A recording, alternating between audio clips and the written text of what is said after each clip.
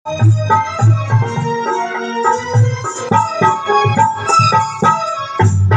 गाती गया जिससे कहे उसकी मूर्ति शान सदा।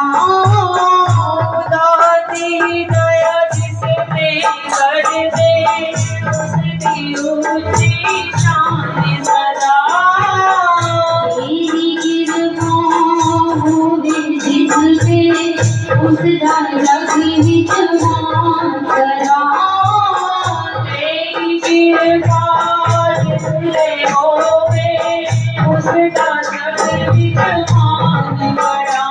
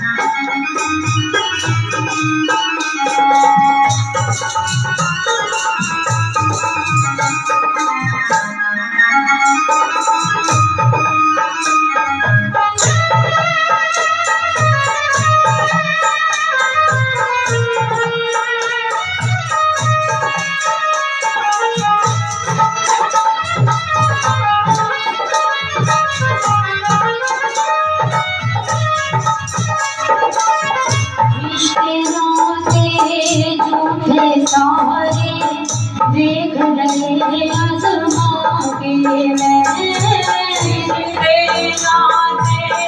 झूठे सारे देख रहे आसमां के तेरे दर से आज दिखावा जग तो ठोकर खाके तेरे दर से आज दिखावा जग तो ठोकर खाके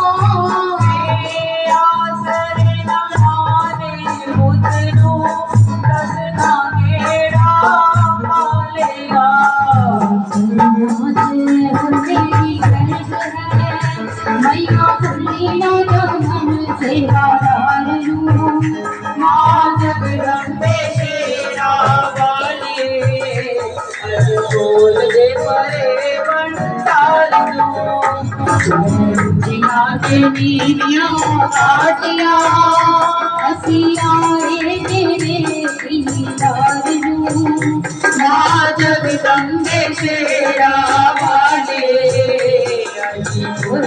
पदे पंदारू माँ जगदम्बे शेरा वाली आज भोग दे करे पंडाल माँ जगदम्बे शेरा वाली आज भोग दे करे पंडाल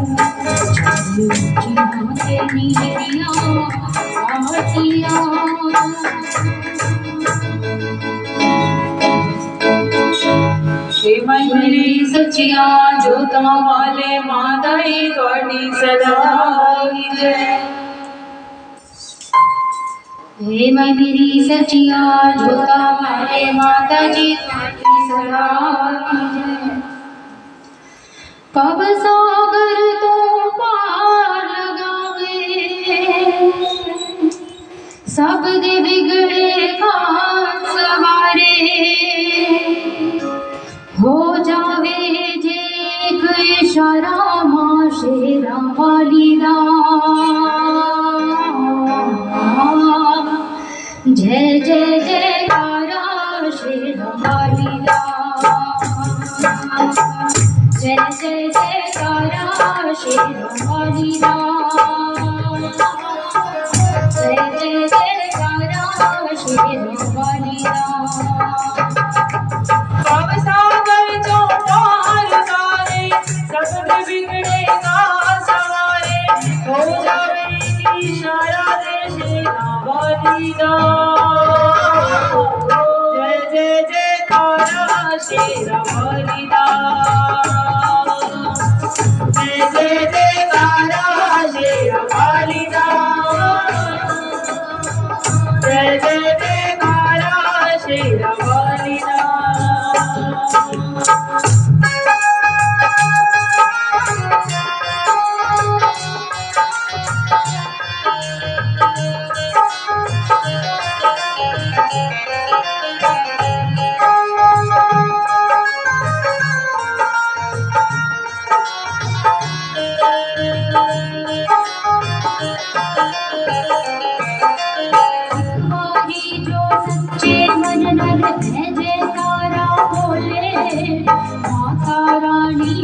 दर मुक्ति दा बोले दर मुक्ति दा बोले दर मुक्ति दा बोले खड़नेरी चुनन पावे चलन तेज हवा माथे बजड़े राम जगारे सिदक गदे ना डोले सिदक गदे ना डोले ना डोले जोर जगा के जोर जगा के ध्यान लगा के ध्यान लगा के सिरी जो जगा के गुरु सदा ध्यान लगा के सिरी जो जगा के सदा ध्यान लगा के इस सहारा के शेरा वाली दा जय जय जयकारा शेरा वाली दा जय जय जयकारा मेरे वाली दा जय जय जयकारा शेरा वाली दा।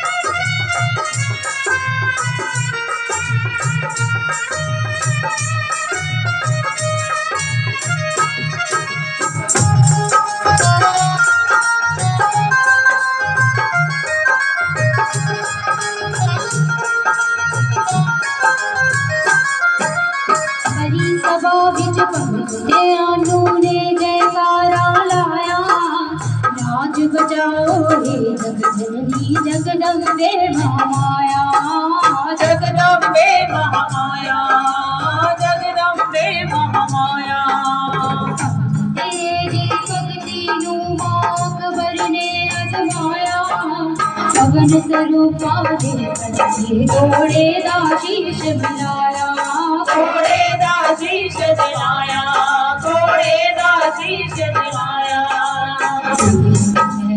अकबर आया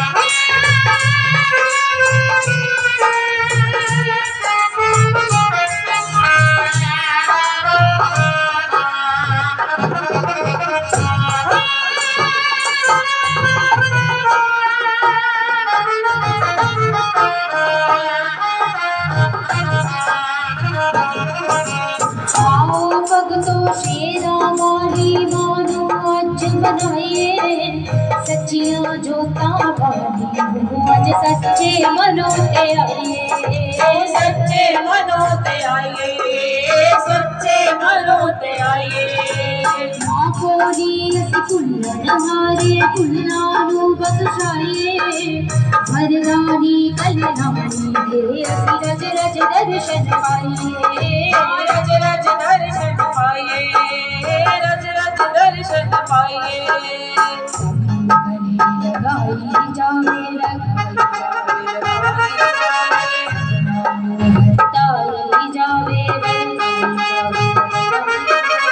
सबरू गले लगाई जावे सबरू वरदाई जावे सबनु गले लगाई जावे सबनु मावर ताई जावे दय पंडारा के शेरा वाली दा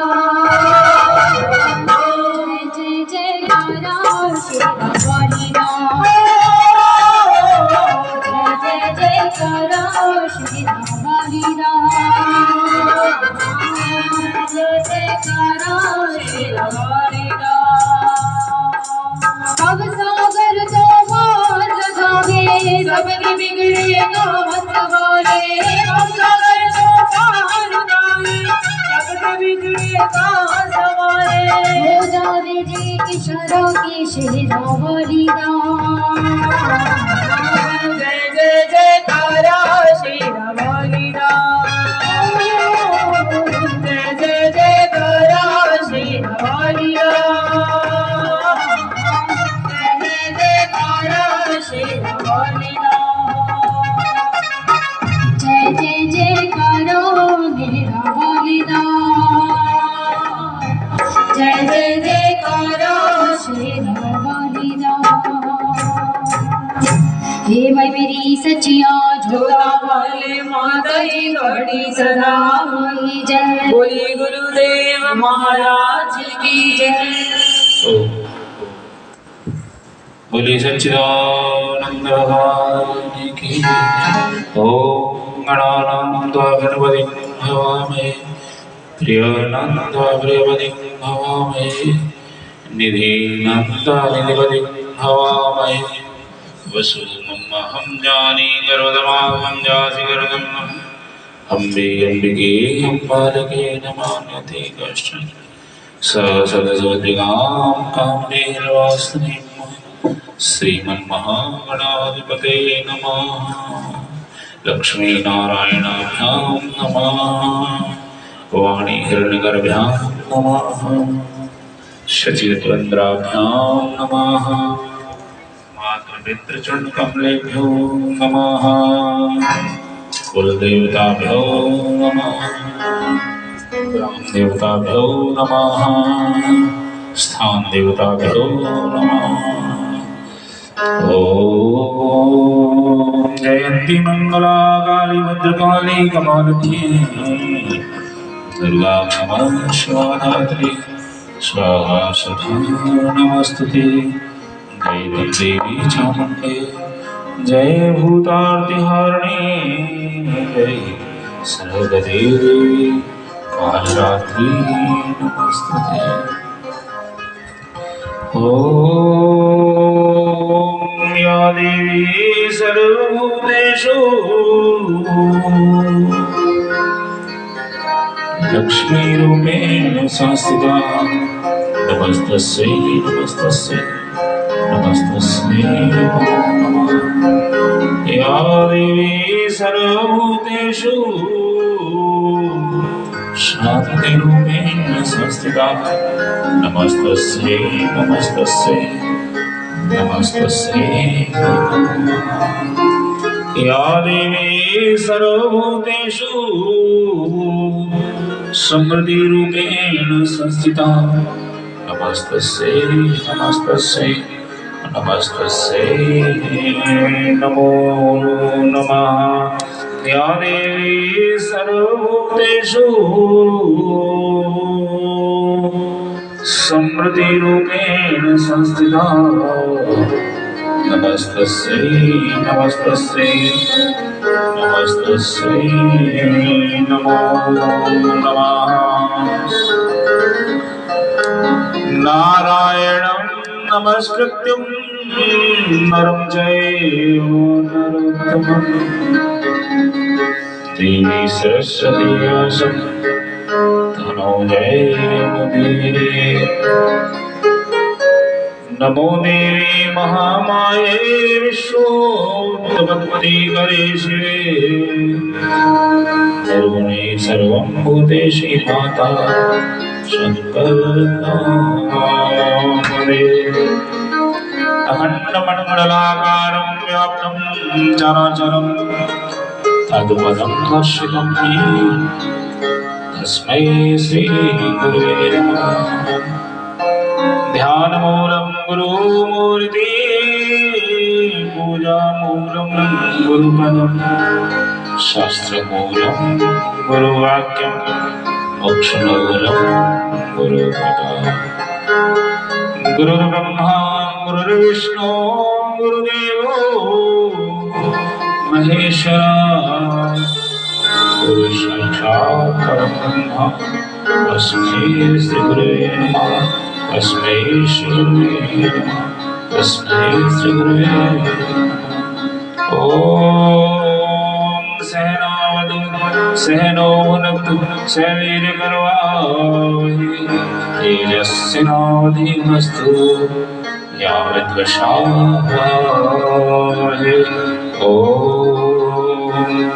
शान्ति शान्ति शान्ति।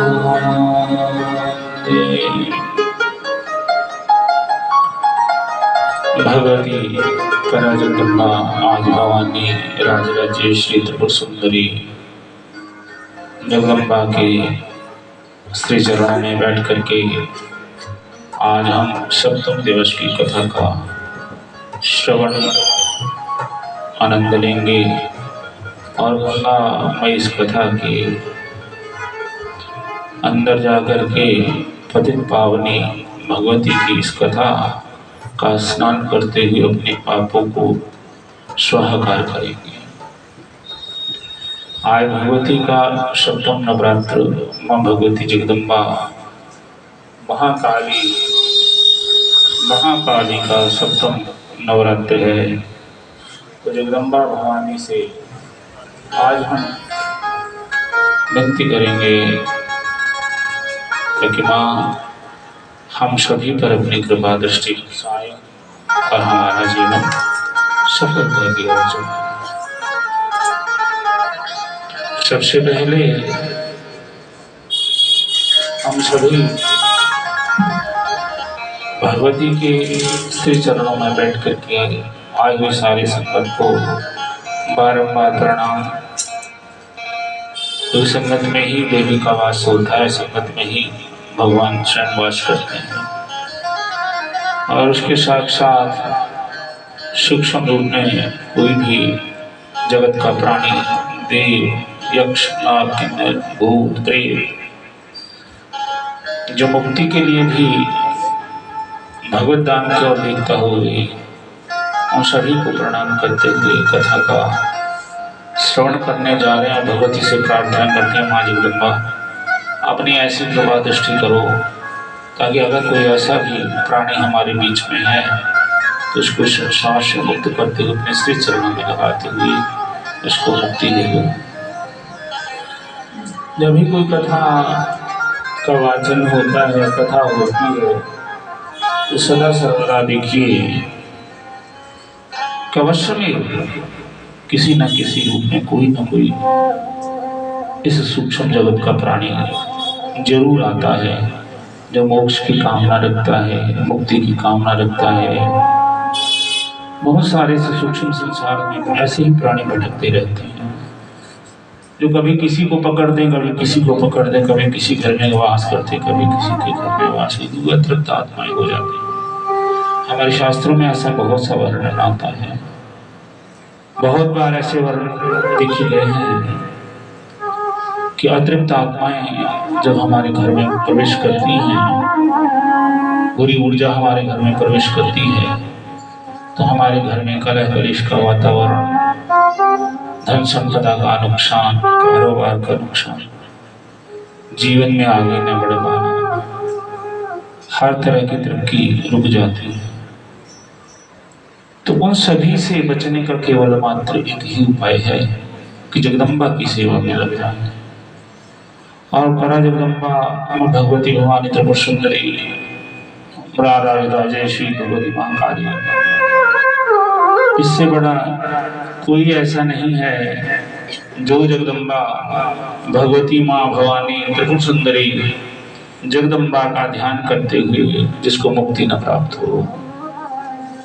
तो इसलिए भगवती का ध्यान धरते हुए हम सभी उनकी मुक्ति की कामना करते हुए भगवती से विनती करेंगे, माँ आप अपनी कृपा दृष्टि बरसाइए। सबसे पहले तो आप साक्षात स्वरूप में तो हैं ही, हम आपका आवाहन पूजन करते हैं। हे जगदम्बा आप आए और हमारे आवाहन पूजन अर्चन वंदन को स्वीकार करें। और जो निर्विघ्न की कथा चले, ऐसे ही निर्विघ्न अवस्था में कथा चले। तो भगवती से विनती करते हुए जगदम्बा को बुलाने की कोशिश करते हुए जगदम्बा का आह्वान करने जा रहे हैं। आप सभी साथ साथ अवश्य बोला कीजिए, और ना बोला जाए तो ताली जरूर बजाया कीजिए, क्योंकि आपकी आवाज भगवती के चरणारविंद तक अवश्य जानी चाहिए। हमें भगवान का नाम लेने में कभी भी शर्म महसूस नहीं होनी चाहिए। खुल के भगवान का, ईश्वर का नाम लेना खुल के लेना है, तभी हमें कुछ प्राप्ति हो पाती है, तभी हम जीवन में आगे बढ़ पाते हैं। एक दिन तो मेरे घर आ जइयो, हमरा भी भोग लगा जइयो, हमरा भी भोग लगा जइयो। एक दिन तो मेरे घर आ जइयो, हमरा भी भोग लगा जइयो, हमरा भी भोग लगा जइयो।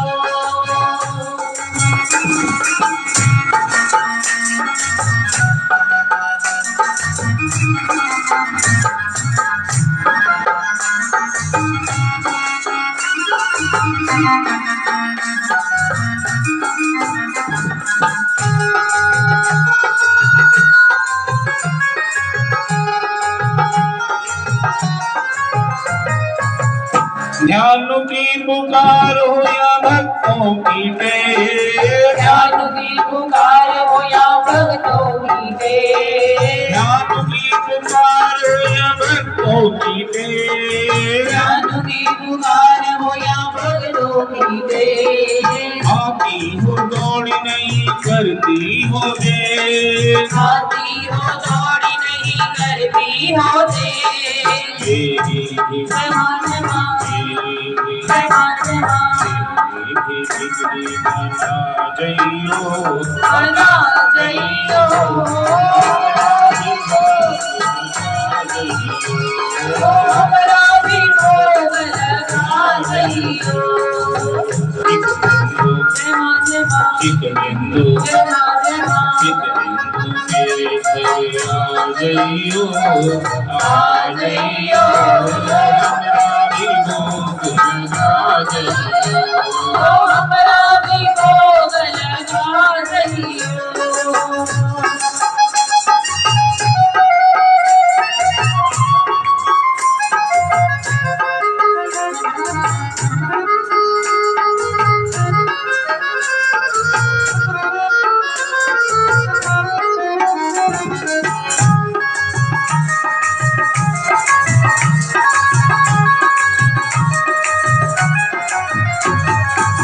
मान तेरे दर से मेरा बड़ी दूर है, मान तेरे घर से मेरा घर बड़ी दूर है, मान तेरे दर से मेरा घर बड़ी दूर है, मान तेरे परिसर से मेरा घर बड़ी दूर है। किंतु जो सवाल तुम्हें आना जरूर है। किंतु जो सवाल तुम्हें आना जरूर है। हरी से जय मां जय मां, हरी से जय मां जय मां, हरी सी जोत जला गइयो, जला गइयो, हमरा भी जोत जला गइयो, हमरा भी भोग लगा दइयो। एक दिन तो जय मां जय मां, एक दिन तो जय मां जय मां, एक दिन तो मेरे घर आ जइयो, आ जइयो, हमरा भी जोत जला गइयो। हमरा भी भोग लगा दइयो।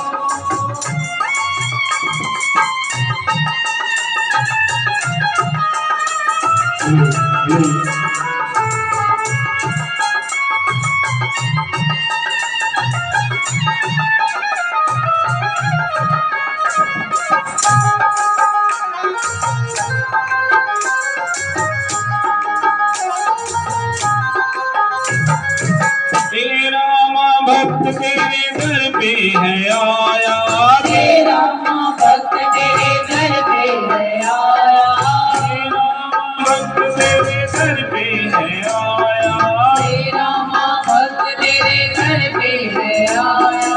तूने माँ इसका जो मान बढ़ाया, तूने माँ इसका जो मान बढ़ाया। मुझको माँ, जय मां जय मां, मुझको जय मां जय मां, मुझको भी रचना बना गइयो, बना दइयो। हमरा भी गोद लगा जइयो। हमरा भी भोग लगा दइयो। एक दिन माँ, जय मां जय मां, जय मां जय मां, एक दिन माँ मेरे घर आ जइयो, आ जइयो। हमरा भी भोग लगा जइयो। हमरा भी भोग लगा दइयो। जय माँ, जय मां जय मां, जय मां जय मां, जय माँ, जय मां जय मां, जय माँ, जय मां जय मां, जय मां जय मां। बोली सच्चे दरबार की जय। जय माँ मेरे सचिया जो हमारे माताई द्वारी सदाई जय। भगवती परा जगदम्बा चार रूपों में हमारी अंदर विराजती हैं। परापश्यन्ति मंथना और वैखरी, ये चार तरह की शक्ति हमारे अंदर। यही शक्ति ब्रह्मा विष्णु महेश सभी देवताओं पर कृपा दृष्टि करती हैं। यही चार शक्तियां सब में विराजित हैं और जगदम्बा की अपार कृपा दृष्टि से क्योंकि शक्ति का स्वरूप, शक्ति का स्रोत कहाँ से आता है? केवल मात्र उस भगवती, उस जगदम्बा से हमें स्रोत प्राप्त होता है। तो स्रोत प्राप्त करने के लिए सबसे पहले हमें जीवन में क्या करना चाहिए? कल बात हो रही थी गुरु कृपा की, कि गुरु की कृपा किस तरह से वर्षे, किस तरह से गुरु की दया दृष्टि। सबसे पहले आता है भक्ति सुतंग सकल सुख खानी, मेरु सतसंग न पावै प्राणी। कि भक्ति सकल सुखों की खान है, सकल सुख प्राप्त हमें होते हैं भक्ति से, परंतु सत्संग के बिना, गुरु के बिना, आराध्य के बिना हमें कुछ भी ऐसे प्राप्त नहीं हो पाता। और सत्संग हमें प्राप्त होता है संतों के संग से। जब तक हम संतों का संग नहीं करते तब तक हमें ये चीज प्राप्त नहीं हो सकती, यानी कि भक्ति हमें प्राप्त नहीं हो सकती। एक घड़ी आधी घड़ी आधी से बुनियाद, तुलसी संगत साधु की हरि कोटि अपराध। कहते एक घड़ी आधी घड़ी आधी से बुनियाद, 2.5 घंटे की एक घड़ी होती है, एक घड़ी आधी से बुनियाद, तुलसी सुखत साधु की हर एक कोटि अपराध। के कुछ पल भी आप किसी संत के पास बैठ गए, किसी गुरु के पास बैठ गए, किसी गुरु के चरणों में बैठ करके सत्संग का आनंद लिया, किसी गुरु के पास बैठ करके हमें शिक्षा उपदेश मिली, गुरु के पास बैठ करके हम जीवन को जाने, फालतू की बातों में ध्यान न दे करके केवल मात्र गुरु द्वारा प्रदत्त जो शिक्षा हमें प्राप्त होती है वो हमें प्राप्त हुई, तो तभी गुरु के साथ सत्संग करने का कोई महत्व होता है। आए बैठे बातें की, इधर उधर की बातें की, फजूल की बातें की, टाइम वेस्ट किया, अपना भी किया और अपने गुरु का भी किया, दोनों का किया, उसका कोई फायदा ही नहीं। जब भी गुरु के पास विराजित हुए ना, तो कुछ न कुछ ढूंढने की कोशिश करें, कुछ न कुछ लेने की कोशिश करें, अवश्य में मिलेगा। कोई ना कोई चीज तो ऐसी निकल ही आएगी ना। इतने हमारे ग्रंथ हैं, वो भी ग्रंथ को भी गुरु ही माना जाता है। हमारे ग्रंथों को भी हम गुरु रूप में मानते, क्योंकि शिक्षा जहां से मिले वही गुरु है, ज्ञान जहां से मिले वही गुरु है, उपदेश जहां से मिले वही गुरु है। ये गुरु का आनंद है। हमें साधना और आराधना दोनों ही चीजें गुरु द्वारा प्रदत्त होती हैं, गुरु द्वारा प्राप्त होती है। साधना भी गुरु बताता है और आराधना भी भगवान की किस तरह से करें हमें गुरु बताता है। और ईश्वरीय ऊर्जा जो प्राप्त होती है वो हमें गुरु द्वारा प्रदत्त ज्ञान से ही हमें वो ऊर्जा प्राप्त होती है। एक बड़ा अच्छा व्याख्यान आता है, उसमें गौतम ऋषि का व्याख्यान है कि एक बार सारे कहते संसार में पूर्ण अकाल का वातावरण हो गया, अकाल पड़ गया। अकाल पड़ गया तो भूखे मरने की नौबत आ गई। भूखे मरने की ऐसी नौबत आई कि त्राहिमाम होने लगा सारे संसार में। तो केवल मात्र एक गौतम ऋषि का आश्रम ऐसा था जहां पर कोई अन्न जल की कमी नहीं थी। अकाल छू भी नहीं पाया उसको। कारण कि गौतम ऋषि देवी को अपनी आराध्या मानते थे, देवी की आराधना करते थे, भगवती की उपासना करते थे। और जो देवी की उपासना करने वाली कोई देवी होवे, कोई व्यक्ति होवे, कोई मनुष्य होवे, कोई नर होवे, कोई यक्ष किन्नर होवे, तो इतना बड़ा ऊर्जा का शत्रुत बन जाता है कि जो कह दिया सो कह दिया, वो पार है। जीवन दे देवे, जीवन ले लेवे, कोई बड़ी बात नहीं है। वो उसने कुछ नहीं करना। ये पीछे बैठी हुई जो शक्ति होती है ना, अपार शक्ति, इस ऊर्जा का स्रोत होती है। इसलिए कभी भी किसी संत महापुरुष को अपशब्द न कहे, हाथ जोड़ दीजिए, नहीं मन विचार नहीं मिलता, हाथ जोड़ करके पीछे हट जाओ। तो वो भगवती की उपासना करते थे, इसलिए अकाल उनके आश्रम को छू भी नहीं पाया। अब ब्राह्मण लोग जो केवल भिक्षाटन पर निर्भर रहते थे, वो भूखे मरने की नौबत आ गई उनकी। जैसे ही उनकी भूखे मरने की नौबत आई तो गौतम ऋषि तो ऋषि हुए, संत तो संत हुए। तो संतों ने कहा कि ऐसा है, मेरे आश्रम में अपार अन्न जल है, आप मेरे आश्रम में आ जाइए। तो आश्रम में आकर के भोजन ग्रहण कीजिए, जीवन यापन करिए, जब तक रहना चाहो आप रहो। क्योंकि मैं देवी उपासक हूँ, तो मेरे आश्रम को अकाल छू भी नहीं सकता। तो देवी की उपासना करते करते सभी ब्राह्मण इकट्ठे होकर के गौतम ऋषि के आश्रम में आगे जीवन यापन करने लगे। गौतम ऋषि ने खूब तपस्या और करनी शुरू कर दी, ताकि सभी का जीवन यापन जो है भगवती परा जगदम्बा, क्योंकि माँ का एक नाम अन्नपूर्णा भी है। तो वहां अन्नपूर्णा स्वरूप में उन्होंने जब पूजा उपासना करने शुरू की, तो भगवती के पर कृपा दृष्टि बरसनी शुरू हुई। तो देवलोक से महर्षि नारद, देवर्षि नारद गौतम ऋषि के आश्रम में आए हैं। और जब आश्रम में गौतम ऋषि के आए तो बड़ी बड़ाई करने लग गए कि गौतम ऋषि के आपकी तो देवता भी पूजा करने लग गए हैं, कितने ब्राह्मणों को आप पाल रहे हो, वो भी आपको हाथ जोड़कर प्रणाम कर रहे हैं, मैं स्वर्गलोक से आया हूँ। तो देवता भी आप पर इतने प्रसन्न हैं कि आपको बारंबार प्रणाम उन्होंने भेजा है। अभी ये बात जब धीरे धीरे आश्रम में फैली तो कि नारद जी गए थे, कुछ तो ऐसा होगा। तो नारद जी ने जब ये बात सुनाई तो उन ब्राह्मणों को वो बात पची नहीं,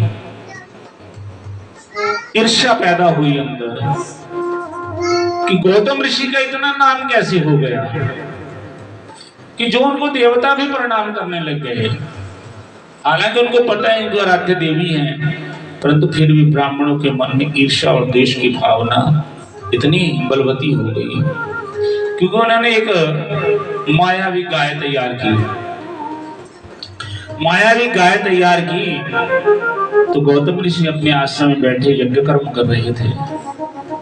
यज्ञ कर्म करते करते वो मायावी गाय जो है भागती हुई यज्ञ कुंड की ओर आने लगी। हम जब भी कोई ऐसे आवे तो उसको दूर करने की कोशिश करते हैं। कहीं अग्नि में जब हम समिधा भी डालते हैं ना यज्ञ कुंड में, वो भी देख के डालते हैं कहीं इसमें कोई कीड़ा तो नहीं लगा हुआ, कहीं कीड़ा तो नहीं है कि यज्ञ का उल्टा ही प्रभाव हो जाए। आप कभी अपने घर में यज्ञ करवाओ ना तो अवश्य में ये देखो कि कहीं किसी में कीड़ा तो नहीं है, किसी लकड़ी में कीड़ा तो नहीं है, किसी समिधा में कोई कीड़ा तो नहीं है, उसको साफ करके न डालिए और ले आइए। तो जब गौतम ऋषि ने ऐसा देखा कि भागती हुई गाय आ रही है तो उन्होंने गाय को रोकने की कोशिश की दूर से। अब उन्होंने हुंकार भरी, हटाया गाय को तो गाय वही मर गई।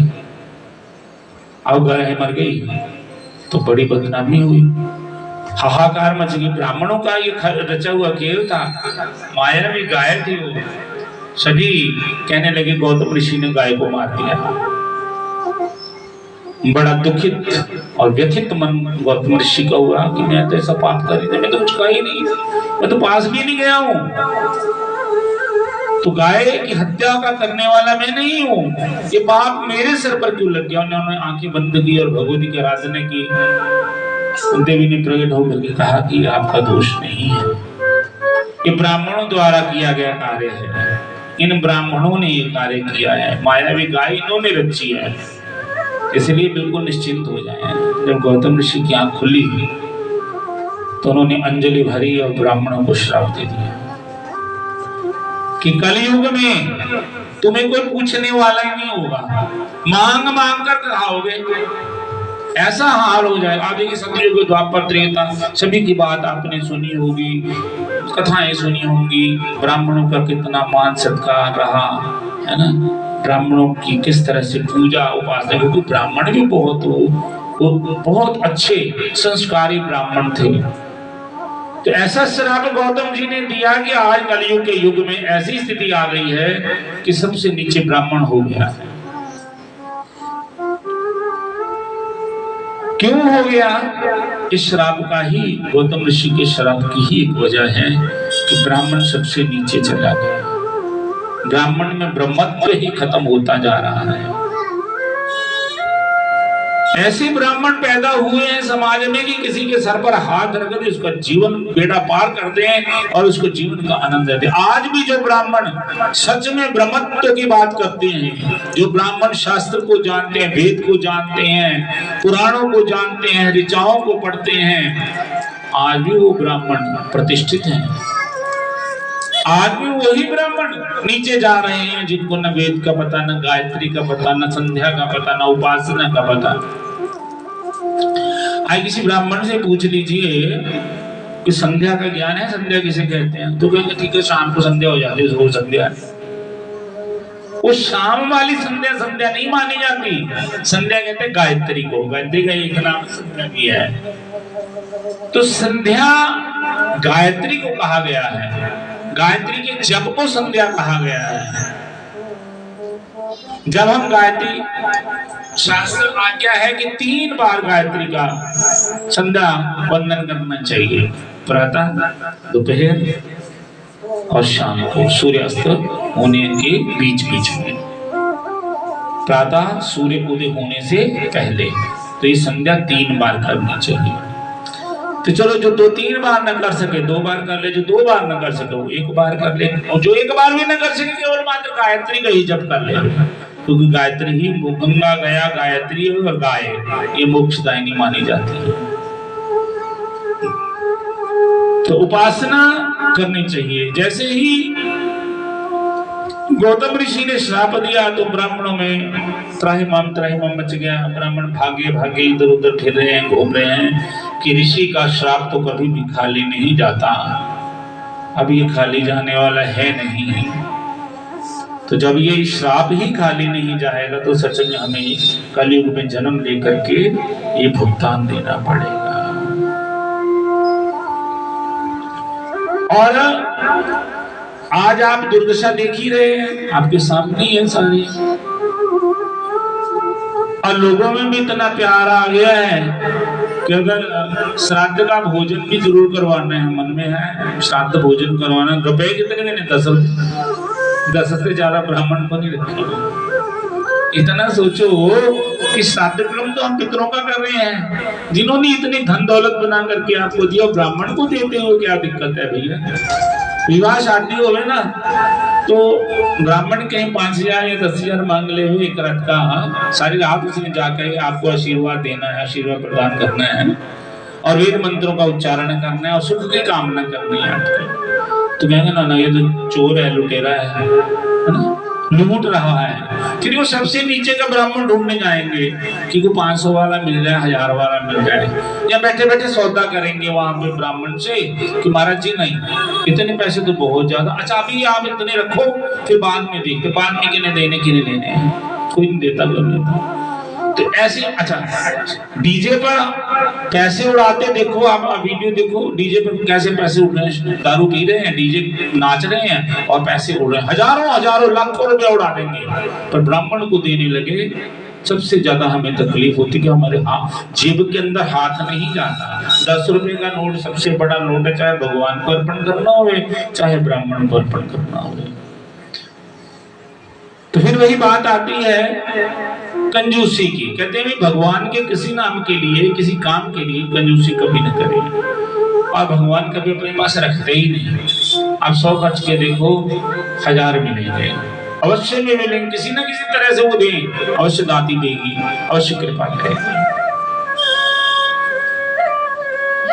तो ऐसी स्थिति बनती है कि हमें इस 3 चीजों का ज्ञान और भान होना चाहिए कि किस तरह से हम किस युग की ओर जा रहे हैं, किस तरह से सनातन की ओर जा रहे हैं, किस तरह के सनातन की ओर जा रहे हैं। सनातन धर्म को ही हम छोड़ करके बैठ गए हैं, सनातन कर्म को ही हम छोड़ करके बैठ गए हैं, सत्य सनातन को भूल करके ही बैठ गए हैं। जितनी परंपराएं हैं उन परंपराओं को छोड़कर हमें अपनी ही परंपरा ऐसे लगने लगी जैसे ये तो सबसे बड़ा पखंड है। अपनी परंपराएं हमें क्यों लगने लग गई कि पहले तो 700-800 साल मुगलों ने राज किया, फिर 200-300 साल अंग्रेज राज कर गए, वो ऐसी स्थिति हमारी बना गए कि सारे ग्रंथ झूठे हैं, सारे देवता झूठे हैं, सारा समाज झूठा है, सनातन धर्म ही झूठ पर टिका हुआ है। तो आज भी सत्य सनातन धर्म की जितनी भी चीजें हैं उन्हीं चीजों को आधार मान करके बाहर के आविष्कार हो रहे हैं। सनातन धर्म के जितने ग्रंथ चोरी हुए, अंग्रेज चोरी करके ले गए। मुगलों के तो पल्ले कुछ नहीं था, वो तो पढ़ ही नहीं सकते थे, अंग्रेज ले गए। उन ग्रंथों को पढ़ कर उन्होंने आविष्कार, आज भी जितने आविष्कार हो रहे हैं, जितने मिसाइलें बन रही हैं, वो कुछ बन रहा है, सब उन्हीं ग्रंथों की करामात है। तो ये हमारे धर्म की, सनातन धर्म की इतनी ऊंची परंपरा रही है। कोई भी परंपरा जो है वो साइंटिफिक वे पर आधारित है, साइंस पर आधारित है। कोई परंपरा हमारी झूठी नहीं है। बिल्कुल डट के अपनी परंपराओं को निभाइए, डरिए नहीं किसी चीज से। कोई कटाक्ष करे उसको जवाब दीजिए, आंसर दीजिए। नहीं आता तो अपने गुरु के पास जाइए, गुरु से शिक्षा उपदेश लीजिए और उस बात का जवाब अवश्य में दीजिए। टाइम लीजिए। कोई व्यक्ति आपके धर्म पर कटाक्ष करता है, उसे टाइम लीजिए, समय लीजिए। अच्छा कोई नहीं, कल तेरे को इसका आंसर मिलेगा। गुरु से बात करिए, गुरु से बात करके उसका शिक्षा उपदेश लेकर के दूसरे व्यक्ति को आंसर दिए। तो ये सबसे बड़ी बात होती है। तो गुरु का उपदेश परम उत्तम होता है। कहते पारस में और संत में बहुत अंतरो जान, वह लोहा कंचन करे वह करे आप समान।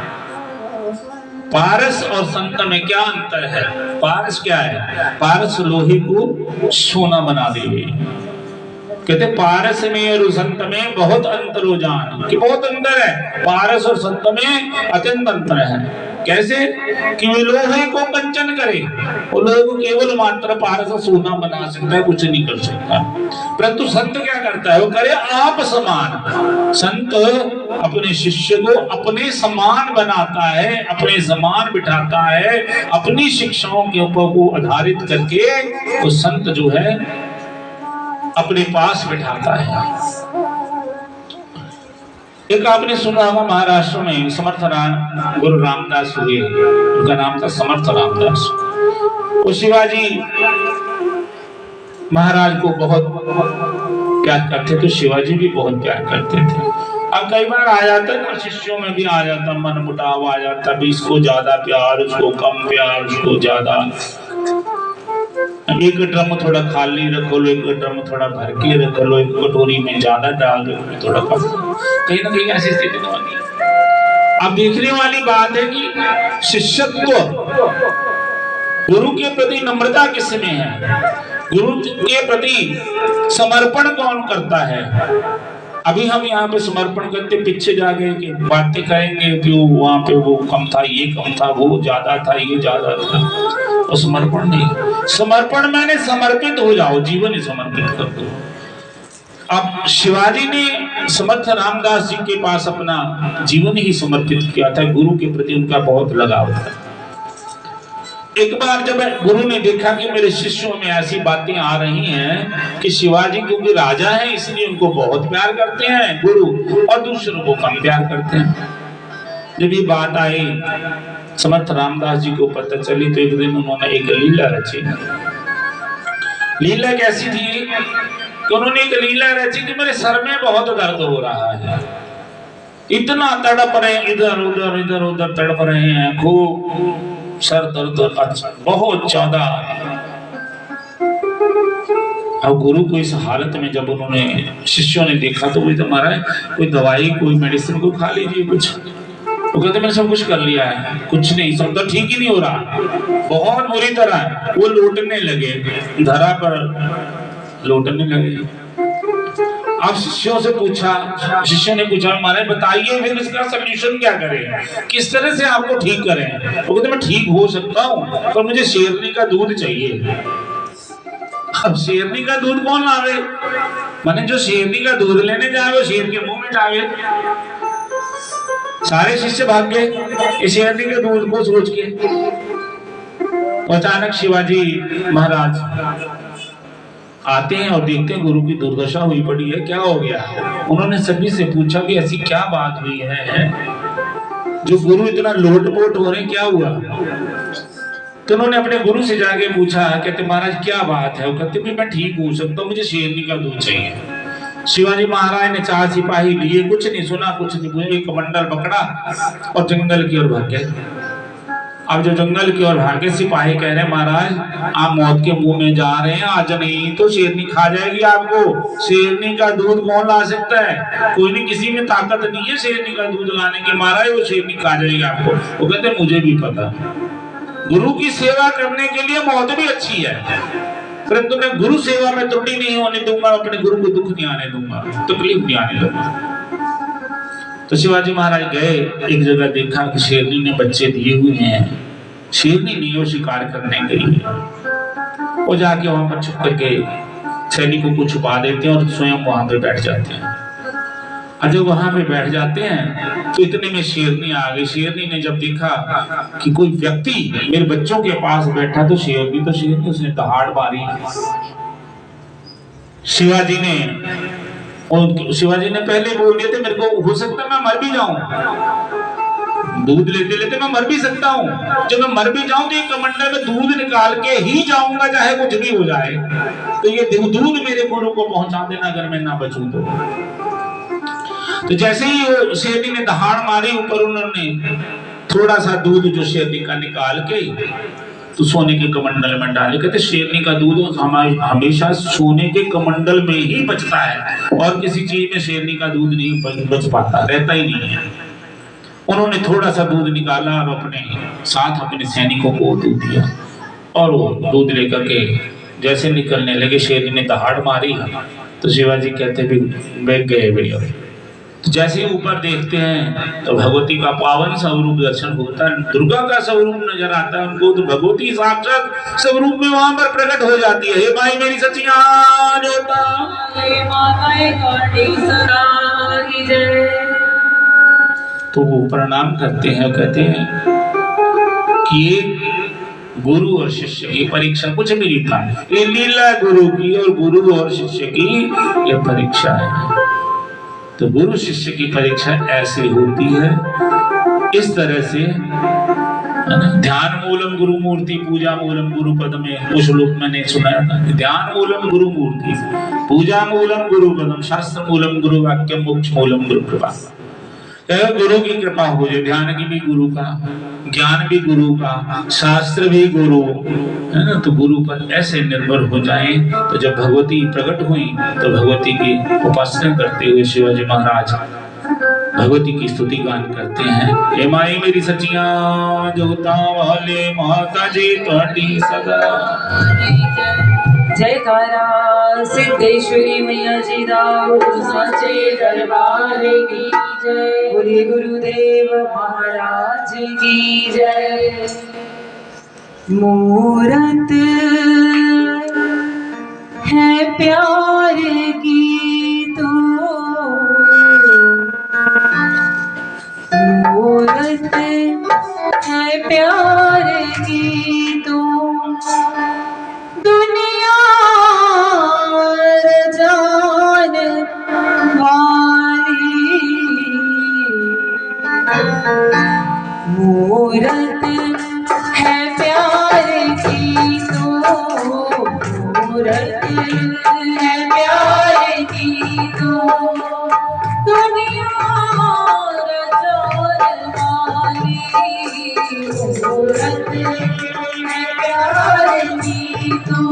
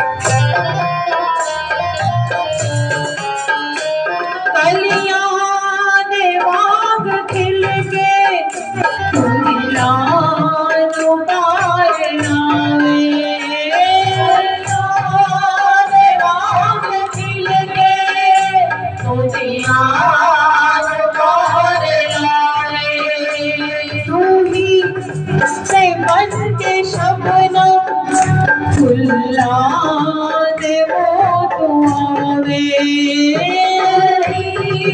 से मन के शबनम फुल्ला दे वो तो आवे साज छेड़े कोयला में गीत गाए मूरत है प्यार की तू मूरत है प्यार की तू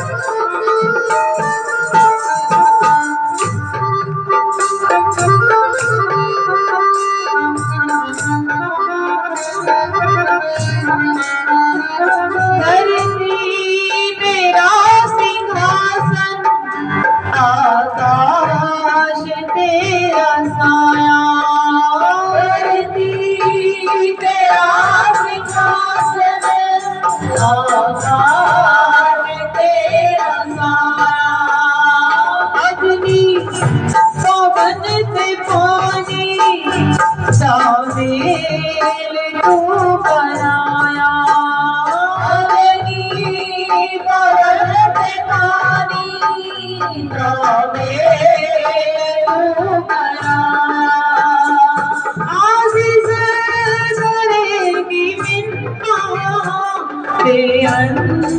तेरी माया सूरत प्यार की तू सूरत प्यार की तू दुनिया जान वाली सूरत प्यार की तू सूरत प्यार की तू सूरत प्यार की तू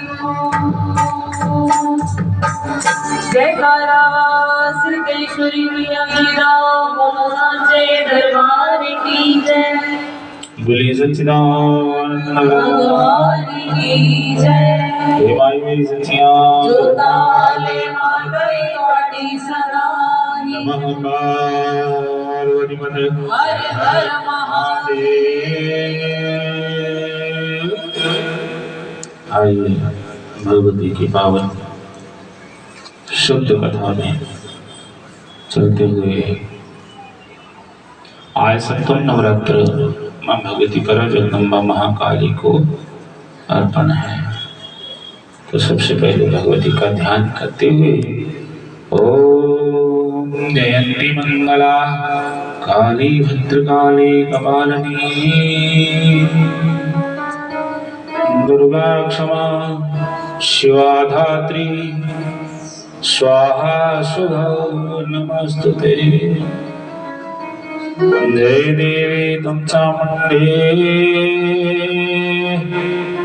जय भूतातिहारिणी जय सर्वगते देवी कालरात्रि नमस्तुते हे माई मेरी सच्चियां जो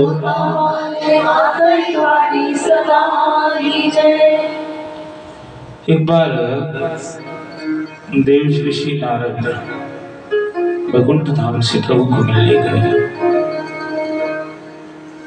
क्योंकि नारद भगवान का मन है।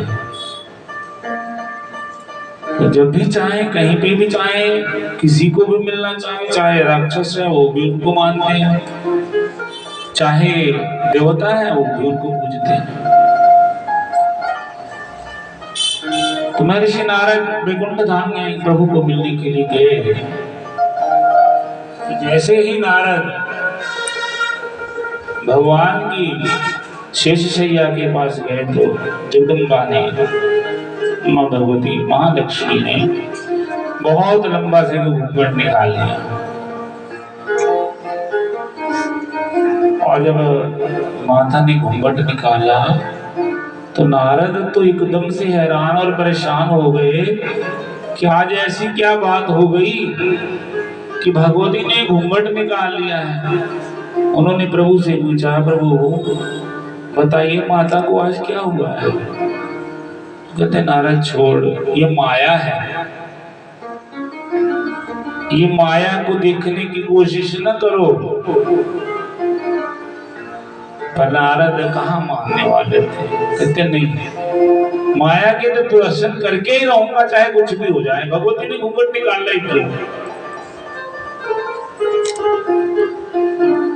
कहते अच्छा माया को देखना चाहते हो, कोई बात नहीं, कोई समय आएगा तेरे माया का दर्शन अवश्य भी होगा। क्योंकि वो भगवती की योग माया हर समय दाती भगवान विष्णु के साथ विराजमान होने वाली है और भगवान की पराशक्ति है। इतनी बड़ी शक्ति है कि भगवान भी जो है उस शक्ति के अधीन है। अगर वो शक्ति ना होए तो भगवान भी अपना कार्य नहीं कर पाए, ऐसी शक्ति है। अब नारद के मन में ऐसा था कि भगवती ने घूंघट निकाला, क्या माया है इसमें, क्यों निकाला। चलते जा रहे हैं, वैकुंठ धाम में प्रणाम करके निकल गए और आगे गए तो समुद्र स्नान करने के लिए समुद्र के अंदर चले गए। समुद्र के अंदर गए स्नान करने के लिए, स्नान करके थकान उतार ली जाए। जैसे ही समुद्र में प्रवेश किया तो नारद जी को नारी का रूप मिल गया। अब नारी का रूप मिला,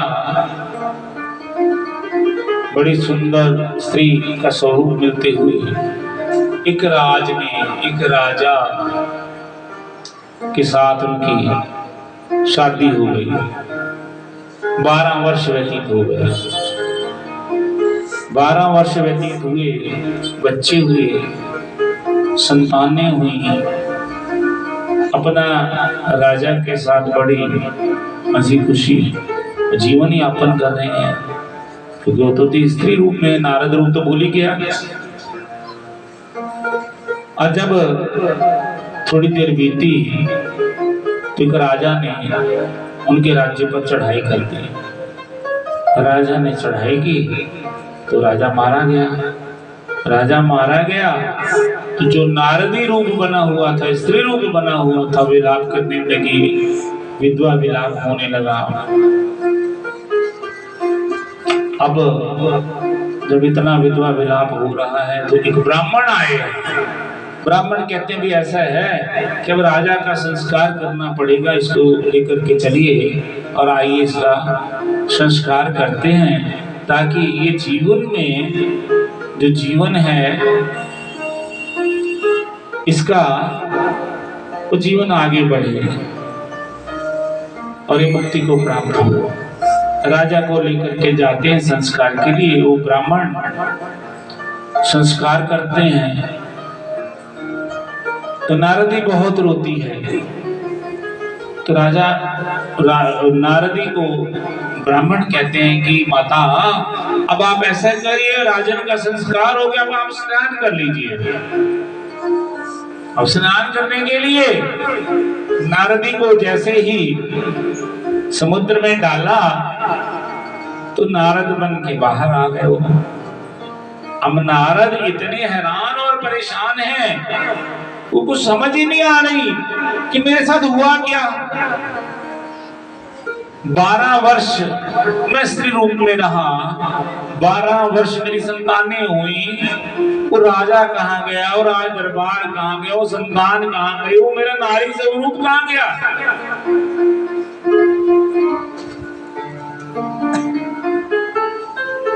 तो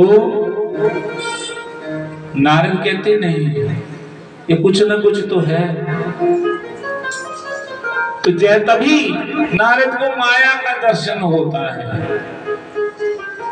तो माया का दर्शन होता है तो प्रभु कहते हैं यही माया है नारद। वो कब क्या कर देवे किसी को नहीं पता चलता। माया कब अपने लपेटे में ले ले किसी को नहीं पता चलने वाला। माया किसी समय भी आपको लपेटे में ले ले, आपसे अच्छा भी करवा दे और बुरा भी करवा दे। माया किसको नहीं लपेटती?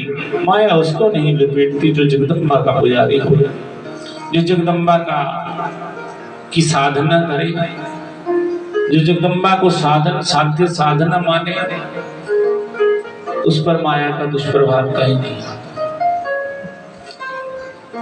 और अंदर की जितनी गंदगी है वो निकल जाती है। केवल मात्र सुगंधी लगाने से हम सुगंधित नहीं हो जाते। सुगंधित होने के लिए हमें भगवान की कृपा चाहिए, स्वयं सुगंधी आएगी। सुगंधी हमारे चरित्र से आनी चाहिए, सुगंधी हमारे भाव से आनी चाहिए। सुगंधी जैसे जैसे आयु बढ़ती जाए, आपने जो कुछ भी जीवन में इकट्ठा किया उसके द्वारा सुगंधी को पैदा करिए। सुगंधी तब आती है जब हम अपने घर में शांत चित्त रहते हैं। अपने घर में आज सासर बहू की कला क्या है? क्यों? कारण कुछ भी नहीं है, कारण केवल मात्र इतना है कि एक दूसरे को हम समझ ही नहीं पाते। थोड़ा सा माता समझने की कोशिश करे तो बहू भी अवश्य में समझे, और बहू समझने की कोशिश करे तो माता भी समझे। तभी हमारे घर में ये सुगंधी आ सकती है। और सुगंधी वहीं आएगी जहां नेक कार्य होंगे। अथवा कहते हैं चंदन विश्व व्यापक नहीं, लगते रहे तो भुजंग। अनेकों अनेक जहरीले सांप चंदन के वृक्ष में लिपटे रहते हैं, परंतु चंदन सदा सर्वदा सुगंधी ही देता है। तो सुगंधी का वातावरण बनाए, भगवती के स्वरूपों का ध्यान करें। माँ शताक्षी है, शकंबरी है, माँ महाकाली है, तो ये सारे स्वरूप हैं।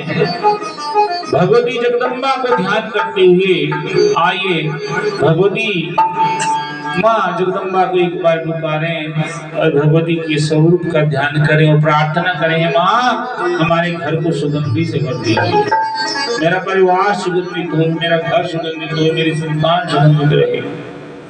सुगंधी तभी आएगी जब हमारे घर में शांति का वातावरण बनेगा, भगवत नाम का वातावरण बनेगा। जब हम भगवान का नाम लेंगे, ईश्वर के नाम में रम जाएंगे, तो सुगंधी ही सुगंधी है। हे माई मेरी सचियां जो होता वाले महाकाली सदा भगवती भगवान की भक्ति करो परवान तुम। भगवती भगवान की भक्ति करो परवान तुम।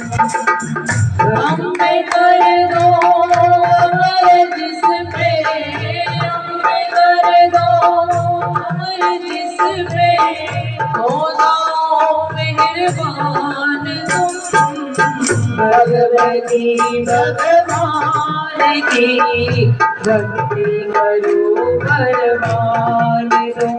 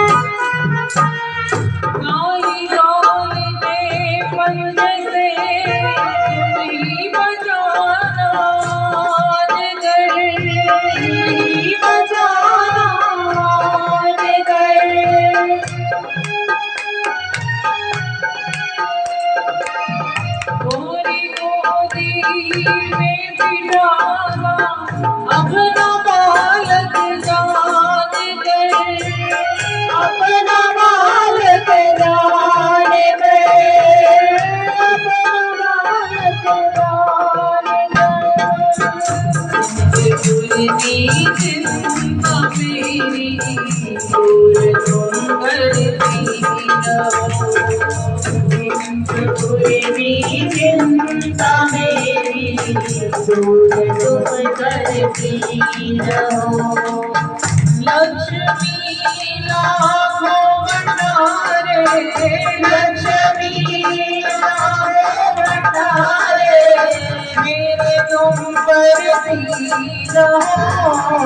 भगवती भगवान की भक्ति करो परवान तुम।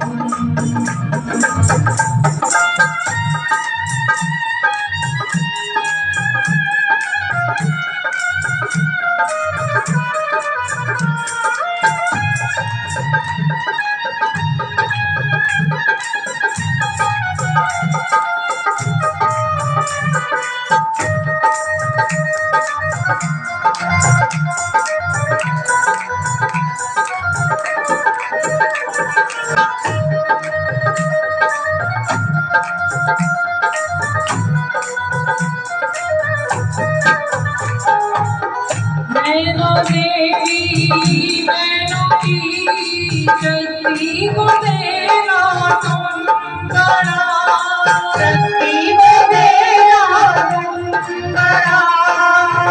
वैष्णो आविष्य विकारों से भी देना तुम बचा, से भी देना तुम बचा।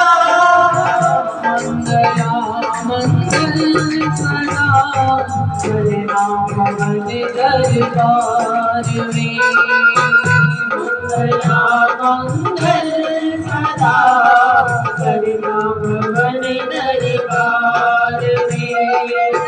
चंडिका चढ़ती रहे, चंडिका चढ़ती रहे, तेरी कला संसार पे। भगवती भगवान की भक्ति करो बलवान। भद्रकाली भद्र पुरुषों से मिलाना तुम सदा, से मिलाना तुम सदा। काला जलाई ईर्ष्यावश ये मिटाना कर कृपा, ये मिटाना कर कृपा। गंगा तुम दास पे अपनी दया दृष्टि करो। रामुटा तुम दास के अपनी दया दृष्टि करो। अपमान से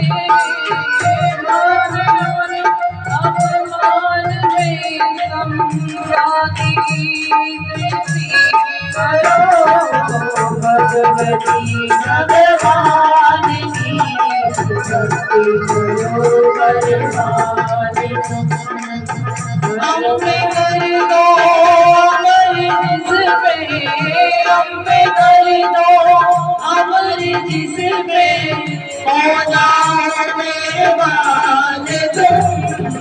भगवती भगवान की भक्ति करो बलवान तुम। भगवती भगवान की भक्ति करो बलवान। हे माय मेरी सचिया जोता वाले मातई ਤੁਹਾਡੀ सदा। बोलिए सच्चिदानंद भगवान की जय। कथा आती है के बाद आज सारी कथाएं गुरु पर ही निर्भर है। आज भगवती ने ऐसी कृपा की है, सारी कथा ही गुरु का महत्व देने के लिए हमें दी है। तो शायद महर्षि वेदव्यास जी भी आज यही चाहते हैं कि ये सारी कथा जो गुरु पर निर्भर हो और गुरु का ज्ञान आप सभी को आने। एक बार देवगुरु नारद जी देवराज इंद्र को, देवगुरु और देवराज इंद्र की सभा में जाते हैं। तो इंद्र से मिलते हैं तो इंद्रासन से उठ करके उनको प्रणाम नहीं करता और अपनी मस्ती में ही झूमता रहता है। जब ऐसी हालत देखी कि गुरु का अपमान हुआ तो कहते गुरु का अपमान तो भगवान जी बर्दाश्त नहीं करते, क्योंकि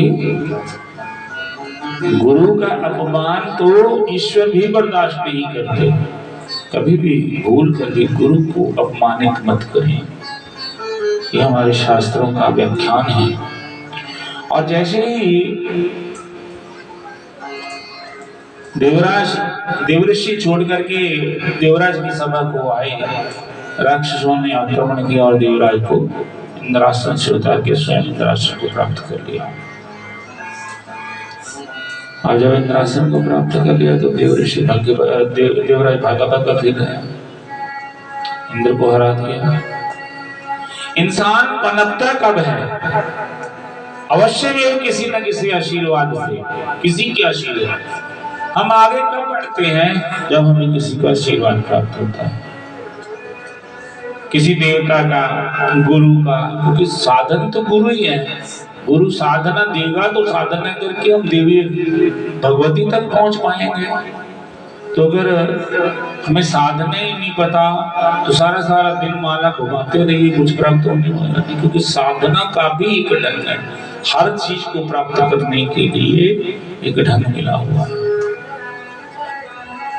और विश्व का इतिहास उठा करके भी देखिए, जब भी कोई जीवन में आगे बढ़ा, जब भी कोई जीवन में आगे बन रहा है तो उसके पीछे किसी न किसी गाइड, किसी न किसी गुरु का हाथ होता है। आज इंग्लिश का शब्द यूज कर लें तो गाइड बन गया।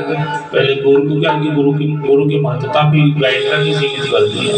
जरूरत पड़ी तो आ गए, न जरूरत पड़ी तो बस ठीक है, फिर कोई बात ही नहीं है। अभी हमें कुछ दिक्कत परेशानी आई, भागो पहुंचो किसी संत की शरण ले लो। जब वो जरूरत पूरी होगी तो बाद में संत कहाँ तो हम कहाँ, दिखना ही नहीं। अभी सभी कथा सुनने वाली सारी संगत बैठी तो क्या आगे भी संगत रोज नित्य प्रति आवे? भगवती से मांगो क्यों नहीं मिलेगा? केवल मात्र कथा में ही थोड़ी, पर आप सब हर समय वो विराजित है। ये तो आपके सौभाग्य है, हमारा सौभाग्य है कि मुझे उन्होंने इतनी शक्ति बख्शी कि मैं कथा करूं। आपका सौभाग्य है कि इतनी शक्ति बख्शी कि आप कथा सुनो बिल्कुल आराम भाव से, शांत भाव से, और सुन रहे हो भगवती। ये भगवती का ही पावन आशीर्वाद आप सभी पर है। कितनी शांत चित्त होकर के कथा का श्रवण करो। 10 लोग इकट्ठे हो जाएं तो देखो कैसे लड़ाई झगड़ा होता है। तो इतने हम सभी बैठे हैं, कितने शांत चित्त, क्योंकि भगवती जगदम्बा का आशीर्वाद है। और इस स्थान पर उस भगवती का इतना आशीर्वाद है कि जो भी व्यक्ति अपनी मुराद मांगता है उसकी मुराद अवश्य में पूर्ण होती है। भगवती उसको आगे जरूर बढ़ाती है। तो संसार में जितने भी महापुरुष हुए, किसी न किसी महापुरुष को, किसी न किसी संत पुरुष की शरण में जाना ही पड़ा। स्वामी विवेकानंद की उदाहरण ले लें। संसार जानता है कि उनके गुरु ने उनको आशीर्वाद, रामकृष्ण परमहंस उनके गुरु थे, और विवेकानंद को आशीर्वाद दिया। तो कहाँ अमेरिका में जाकर के विवेकानंद ने इतनी बड़ी स्टेज पर बैठ करके सभी दुनिया का ध्यान भारत के संतत्वों पर आकर्षित कर दिया, भारत के सन्यासियों पर ध्यान आकर्षित कर दिया। तो जब भी कोई बढ़ता है ना, किसी न किसी गुरु के आशीर्वाद से ही आगे बढ़ता है। और सब कुछ पाने के बाद जब अहंकार आ जाए तो समझ लें कि अगर देना जानता है तो वो लेना भी जानता है, वापस भी ले लेगा। अगर ईश्वर देना जानता है तो ईश्वर वापस भी लेना जानता है। बहुत सारी उदाहरणें हैं। बहुत सारे लोग हैं जो दिल से धोख छोड़ करके 9-9 हजार करोड़ का, 10-10 हजार करोड़ का घोटाला करके भागे हुए हैं। कभी उनके जहाज चलते थे, आज वो धक्के खा रहे हैं दूसरे देशों में। अपने जहाज चलते थे, उनके घर ही महलों जैसे थे, आज वो धक्के खा रहे हैं दूसरे देशों में, अपने देश से भगोटे हुए पड़े हैं। तो भगवान अगर देना जानता तो भगवान देना भी जानता। सदा श्रद्धा, विश्वास और अपने मन को इतना नम्र कर ले कि हर समय हमें ईश्वर याद रहेगा। कहते तपो राज राजो नरक, तप से राज की प्राप्ति होती है, राजा बनते हैं, बंधु आगे बढ़ता है। पैसा, धन, दौलत, हर चीज तप से प्राप्त होती है। और जब ये चीजें प्राप्त होती फिर वो नरक में भी आ जाता है। कारण क्या होता है कि उतना अय्याशी उसके अंदर आ जाती है। फिर वो पैसा जब आता है तो किसी को कुछ नहीं मानता, वो तो भगवान भी नहीं है। है ही नहीं, ईश्वर को मानते ही नहीं। बहुत सारे लोगों के यहाँ पास सुनोगे ना, जिसके पास थोड़ी धन दौलत ज्यादा है ना, वो कहेंगे ना भगवान काम करो बस, ठीक है, यही हमारा ईश्वर, धन कमाओ, जेब में डालो, अपने घर परिवार को पालो। तो कभी भी हमें मर्यादा नहीं भूलनी चाहिए। अब जब इंद्रासन छूट गया तो इंद्र भागा भागा घूम रहा है कि कोई ऐसा काम बन जाए कि जिससे मेरा इंद्रासन वापस मिले। वो त्वष्टा के बेटे विश्वरूप के पास गए, उनको कहते मैं यज्ञ करना चाहता हूँ, आप मेरे पुरोहित बन जाइए। विश्वरूप के 3 मुख थे, एक से वो अन्न खाता था, एक से वो मदिरा पीता था और एक से अमृत पीता था। यही तीनों भागों में सारा संसार बटा हुआ है, सात्विक, राजस और तामस। अच्छा, भजन वाले को शराबी अच्छा नहीं लगता, शराबी को भजन वाला अच्छा नहीं लगता, पूजा पाठ करने वाला बिल्कुल अच्छा नहीं लगेगा। बात करो, आपको शराब के गुण गिना देगा आपको कि शराब पीने से कितने गुण मिलते हैं, वो शराब के गुण गिनाएगा। अरे भजन करो, ईश्वर को ध्याओ, किसी चीज की, किसी नशे की जरूरत ही नहीं पड़ेगी। वो नशा ही भगवान का ऐसा नशा है कि जीवन में उतरेगा ही नहीं। तो अन्न खाना, शराब पीना वो पशु समान ही माना जाता, उसको भी पशु समान ही माना गया। खाया पिया और सोया। इंद्र ने यज्ञ रखा तो विश्वरूप देवता के लिए आहुति देता, राक्षसों के लिए भी आहुति देता, क्योंकि पिता देवकुल से थे, मां राक्षस कुल की थी उसकी। खून से संस्कार नहीं जाते, दोनों की आहुतियां देवराज देने से देवराज नाराज हो गए, क्योंकि देवों को भी आहुति जा रही, राक्षसों को भी आहुतियां जा रही। अब वो देवताओं के राजा हैं। ये महापाप, किसी से कुछ लेते हो तो उसका नुकसान भी होता है। अगर किसी से हम कर्ज मांगते हैं ना, तो समझ लीजिए हमारा नुकसान भी है। किसी से हम कुछ मांगने चले गए तो समझिए कि हम उस सदा सर्वदा के लिए उसके नीचे आ गए हैं, एहसान पर टिक गए हैं, उसका एहसान हमारे ऊपर टिक गया है। तो देवराज ने देखा और बर्दाश्त नहीं हुआ, तो देवराज ने उसका सर ही काट दिया। अब जब सर काटा तो ब्राह्मण था वो, उसका सर काटा तो ब्रह्म हत्या का दोष लगा। उसके सर काटने पर ऐसा राक्षस पैदा हुआ जिसका नाम वृतासुर हुआ। वृतासुर नाम का राक्षस पैदा हुआ जो रोज लंबा होता था, इतना भयंकर था। उसने पूछा कि पिता क्या करना है? उसने कहा कि इन सब का, देवताओं का जीना हराम कर दो, खत्म कर दो देवताओं को। शास्त्र कहते हैं कि एक बार वो सभी देवताओं को निकल गया। इंद्र ने वृत्त से उसका पेट फाड़ करके देवताओं को बाहर निकाला, ऐसी स्थिति बन गई। फिर देवता गुरु के पास गए, देवर्षि देवगुरु बृहस्पति के पास जाते हैं। उन्होंने कहा कि ये देवी का उपासक है, इसने देवी से वरदान लिया हुआ है कि मैं अस्त्र शस्त्र से मर नहीं सकता। पेट फाड़ के देवताओं को बेशक निकाल लिया है, पर ना कोई अस्त्र ना कोई शस्त्र मार नहीं सकता, जीवन खत्म नहीं कर सकता। केवल कोई महात्मा मान जाए अपनी हड्डियों का दान करने के लिए, तभी जो है इसकी मृत्यु होगी। और उस पर समुद्र का झाग लगाया जाए। सभी देवता नमस्कारण्य में पहुंचते हैं ऋषि दधीचि के पास। उनको सारा वरदान सुनाया। दधीचि ऋषि ने कहा, प्रार्थना स्वीकार किया, कहा कि हाँ जाओ एक गाय लाओ। तो गाय लाते हैं तो कहते मेरे सारे शरीर में नमक लगा दो और गाय को मेरे शरीर पर छोड़ दो। ये दधीचि ऋषि की बहुत बड़ी कुर्बानी। आप देखिए कि ऋषियों की कुर्बानियां कैसी थी। और जब नमक लगा दिया गया, गाय धीरे धीरे नमक को चाटती रही है। नमक खत्म होते होते धीरे धीरे धीरे धीरे ऋषि का सारा मांस उतर गया, हड्डी का ढांचा रह गया। उन्हीं हड्डियों से इंद्र ने वज्र बनाया। वज्र बनाने के साथ, अच्छा, उस जगह जहां पर वो वज्र बना, उस जगह का नाम मिश्री तीर्थ बन गया। उसी ब्रज के साथ वृत्तासुर को मारा और मार करके सभी देवताओं को मुक्त किया और भगवती की उपासना करने लगे। जगदम्बा से प्रार्थना करने लगे, हे माँ आप कृपा करी, आपकी ही कृपा दृष्टि से आज मैं वृत्तासुर का नाश कर पाया हूँ। हे माई मेरी सचिया जो होता वाले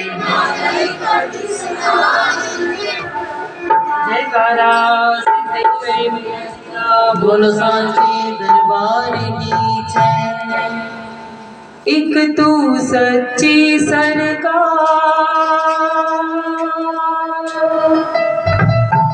माँ चंडिया वाली,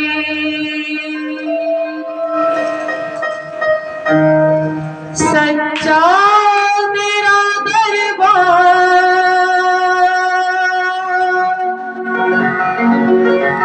माँ चंडिया वाली।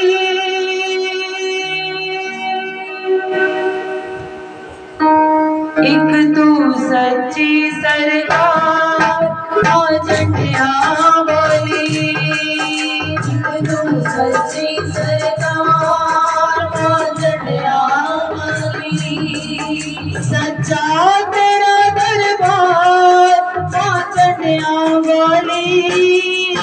एक तू सच्ची सरकार माँ चंडिया वाली, चंडिया वाली तू सच्ची सरकार माँ चंडिया वाली।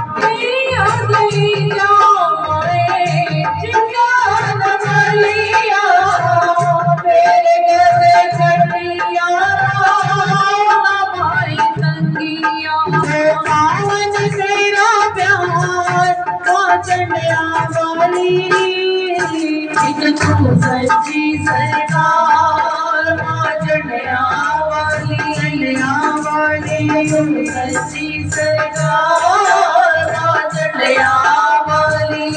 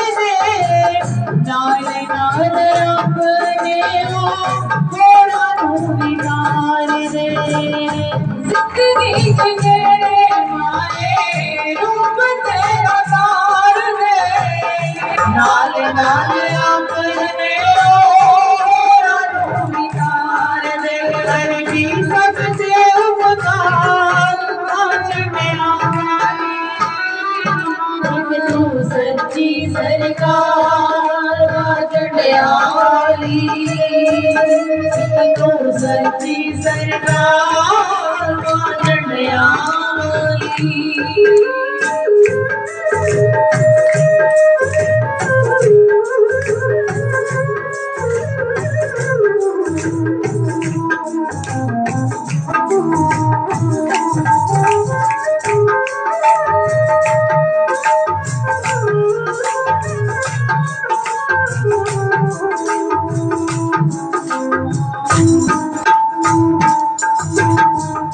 ममता महान तेरी कृपा महान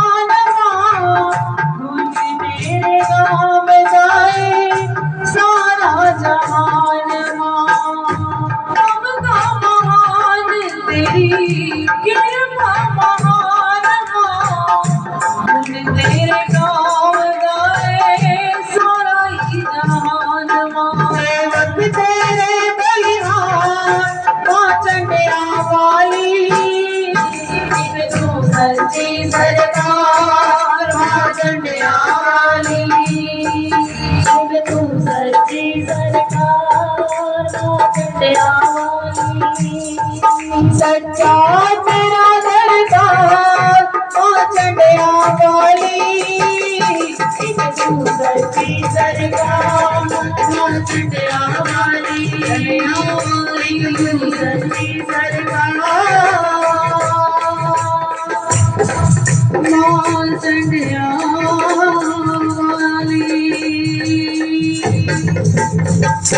जयकारा सिद्धेश्वरी मैया जी का, दरबार की जय। हे माई मेरी सच्चियां जोता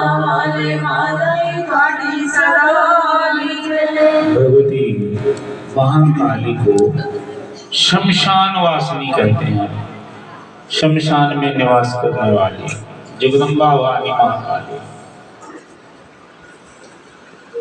जिस स्थान पर पंच महाभूत चिद ब्रह्म में लय हो जाए, उस ब्रह्म में लय हो जाए, ये पंच भौतिक तत्वों का शरीर लय हो जाए, संसारिक विषयों काम क्रोध राग द्वेष आदि उत्पन्न होने का स्थान कौन सा है? हृदय। हमारे हृदय में सब कुछ पैदा होता है, काम क्रोध लोभ मोह, किसी के प्रति राग किसी के प्रति द्वेष, कहां पर उत्पन्न होता? केवल मात्र हृदय में। हृदय ही वो स्थान है जहां पर ये सारी चीजें पैदा होती हैं। लोभ आ गया हृदय में आया, क्रोध आया हृदय में आया, किसी से राग पैदा हो गया हृदय से पैदा हो गया, किसी से द्वेष पैदा हो गया हृदय में आ गया। तो ये सारी चीजें जो उत्पन्न होने का स्थान है केवल मात्र हृदय। और जिस स्थान पर किसी को जला दिया जाए उसे हम शमशान कहते हैं, क्योंकि जलाने वाले किसी को जलाएं तो उसको शमशान बोलेंगे। उस स्थान को शमशान कहा जाता है। और उसी हृदय रूपी शमशान में अगर काम क्रोध लोभ मोह राग द्वेष ईर्ष्या अपने हृदय में जला दे तो हृदय कैसे हो गया? शमशान। और शमशान पर निवास किसका हो गया? भगवती पर जगदम्बा का, महाकाली का निवास। तो महाकाली कहीं बाहर जाकर उन शमशानों में नहीं रहती, हमारे हृदय रूपी। अगर हम हृदय को ही शमशान रूप बना दें, इन चीजों को जला दें, काम क्रोध लोभ मोह राग द्वेष अहंकार और ईर्ष्या, इन सभी को जला देंगे तो हमारा हृदय ही शमशान रूपी हो जाए। अच्छा, जब हम शमशान में जाते तो कैसे हमारा सब मन तन पवित्र हो जाता है ना। देख करके डर लगता है ना, वो क्यों ना आ जाए कहीं भैया, एक तो गया भाई बाकी बच जाओ। अच्छा, अपने ही घर के प्राणी से हमें डर लगना शुरू हो जाता है ना भाई, तो सपने में आना शुरू हो गया, अब तो भेजो इसको, नहीं आना चाहिए। तो भगवती कहती है कि अपने हृदय को ही शमशान बना जिसमें मैं तेरे हृदय में ही वास करूं। तो भगवती महाकाली का हृदय में वास होता है। हृदय को संसार के विषयों से रहित करके शमशान बना करके उसमें माँ को बिठाया जाता है। माँ का रूप कैसा है? मुक्त केशी। मुक्त केशी किसको कहते हैं? जिसके बाल खुले हुए हों, मुक्त केशी।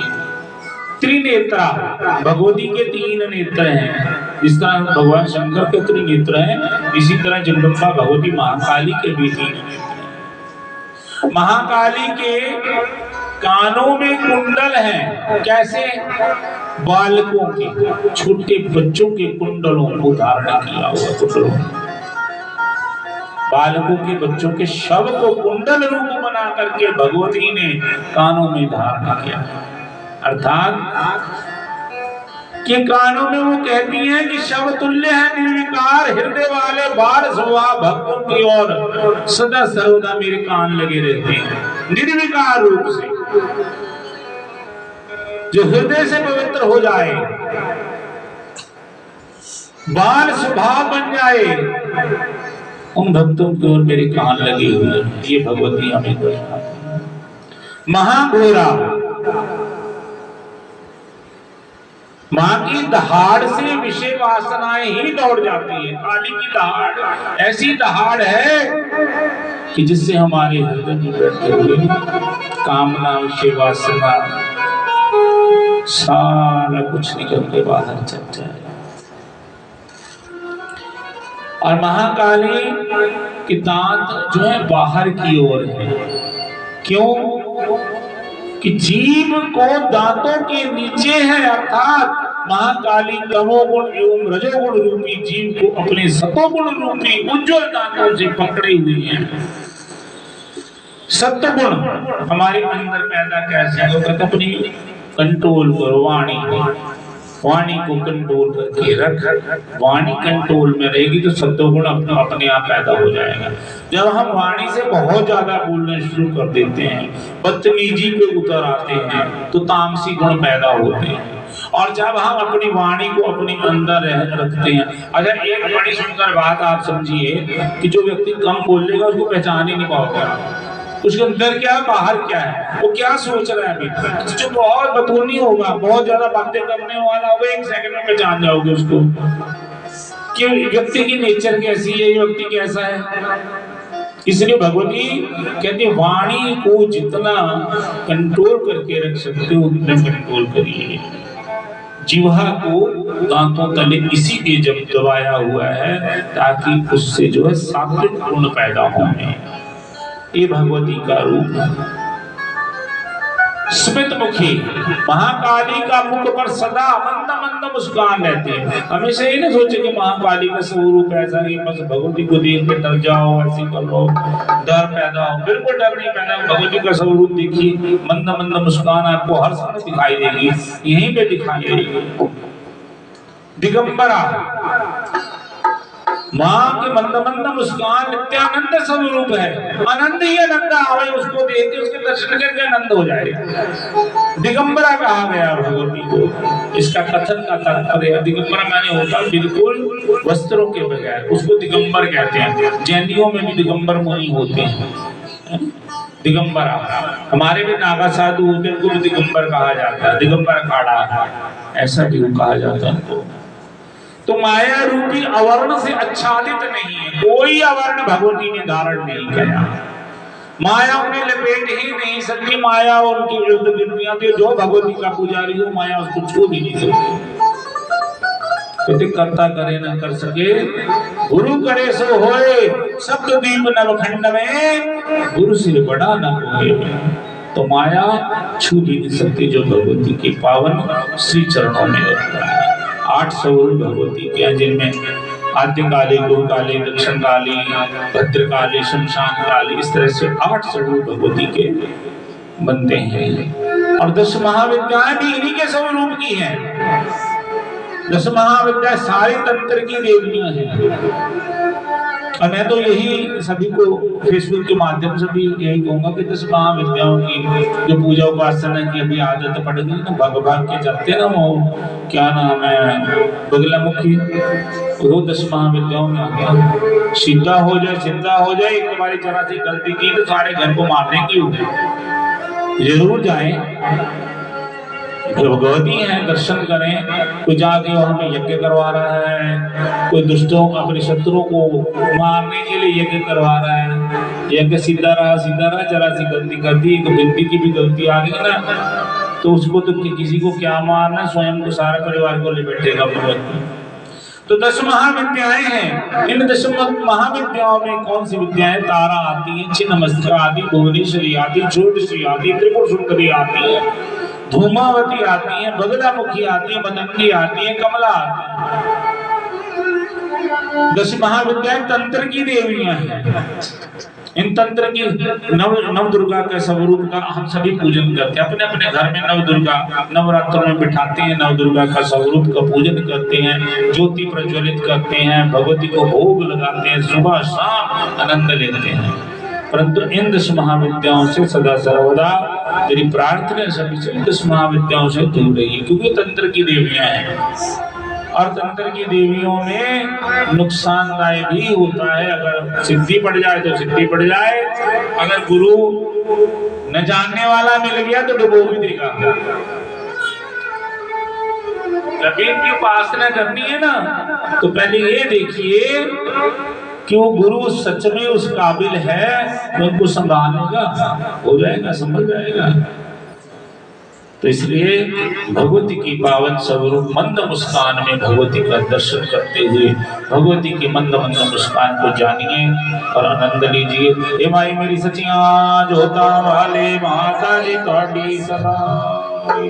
आज की पावन कथा का यही विश्राम होता है और कल अष्टमी का पावन पर्व आप सभी के लिए शाम को ठीक 6 बजे भगवती की इसी तरह से कथा का विराम का दिन रहेगा, क्योंकि अंतिम दिन नहीं कह सकते, क्योंकि भगवती सदा सर्वदा कथा कर रही है, हर समय कथा होती रहे। नित्य में जब हम कोई कहते हैं ना घोलेंगे अमृत, घोलेंगे तो अमृत में से कुछ न कुछ निकल के बाहर जरूर आएगा। तो भगवती की हम इसी तरह उपासना करते हैं। कल अष्टमी का पावन पर्व, सभी ने कथा सुनी, कल फिर बैठे और कल सारी कथा का फल प्राप्त होगा। किस तरह से होगा तो कल दादी हमें बताएंगी, जिस तरह से आज्ञा करेंगी वो कथा आप सभी की अर्पण होगी और आप सभी के घरों में सुख समृद्धि का वास होगी। आइए लेकर सुनते हुए भगवती की पावन कथा करें। आज का प्रसाद, आज का प्रसाद गौतम जी और अजमेर से दोनों की तरफ से है। तो आज का पावन प्रसाद भगवती को जो भोग लग रहा है, जो आपको प्रसाद अमृतमय प्रसाद वितरित किया जाएगा, वो इन दोनों की ओर से है। हे माई मेरी सचिया एक और थोड़ी सी बात आपको बता दूं। कल मैंने आपको एक बात बताई थी कि संत समाज न्यूज़ की ओर से मुझे राष्ट्रीय सचिव पद पर बिठाया गया था। तो मैंने उनको कहा था कि बहुत जल्द मैं एक नियुक्ति अवश्य मैं करूँगा, और उस नियुक्ति में मैंने ये आपके सामने बैठी हुई 3 देवियाँ, इनमें से एक चुनी है। पूनम को संत समाज न्यूज़ का प्रतिनिधि अमृतसर का बना दिया। तो आज पहली इंटरव्यू ये करके आई है संतों की, तो बहुत बहुत बधाई का पात्र नहीं चुनी। तो बधाई का पात्र इनको बनाया गया है, संत समाज न्यूज़ का अमृतसर का प्रतिनिधि इनको बना दिया गया है। और आगे जैसे जैसे भगवत कृपा होगी तो अवश्य में डाली चलिए भैया, आ जाओ डाली पूनम जी को चुनी डाल दीजिए। तो भगवती माँ कृपा करे, इसी तरह से सेवा प्रतिष्ठा मंदिर की करते रहें और आप जीवन में आगे बढ़ते रहे। गुरु केवल मात्र गुरु ही नहीं रहना चाहता, गुरु चाहता है कि आप भी गुरु जैसे ही बन जाओ, आप भी गुरु ही बनो। सभी को गुरु बना दूंगा, आप धीरे धीरे देखिए सही, कोई बंदा शिष्य रहेगा ही नहीं, सारे गुरु बन जाएंगे।